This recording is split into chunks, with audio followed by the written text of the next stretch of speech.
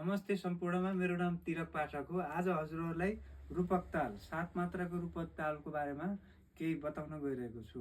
रूपक तालको बोल छ ती तिना धिना धिना, ती तिना धिना धिना, ती तिना धिना धिना, ती तिना धिना